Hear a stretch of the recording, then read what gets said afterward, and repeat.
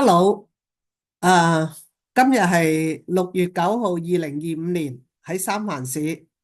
我想 recall 睇下點樣用 Microsoft Word share with you。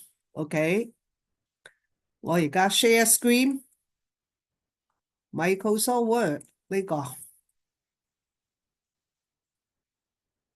當然啦，你就要開咗 Microsoft Word 先，然後咧就打嘢，識唔識打咧？Home 呢度呢個叫 ribbon，近時叫 menu bar，而家叫 ribbon。呢個 file 呢個咧，最主要兩樣嘢 file 呢度就係 save 同埋 save as。save as 咧就係俾一個名，你去邊度想 save，我 browse 一 browse 先啦。browse 即係周圍行下，我中意 save 喺 desktop。我俾個名咧就係叫係啦，幾好啊呢個名 demo 6月9號2025。OK，你俾咩名都得，save 咗佢。然後咧，譬如啦，你就 insert 一個 picture 啊，home 咧你就可以整啲 font size 啊，大隻細隻啲啊。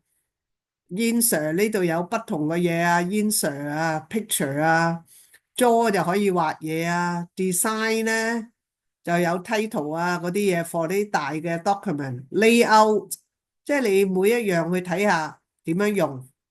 唔識用咧，有一個 help 呢度嘅，你就問下佢。然後咧，譬如啦，我而家加多少少嘢，USA San Francisco，咁我再 save 多 save，呢度有呢啲 shortcut 嗰啲嘢，save 多 save。咁然後我就 stop sharing 啦。而家我 still recording。Microsoft Word 咧，而家人少用啲啦，好多人用 Google Document。OK，拜拜。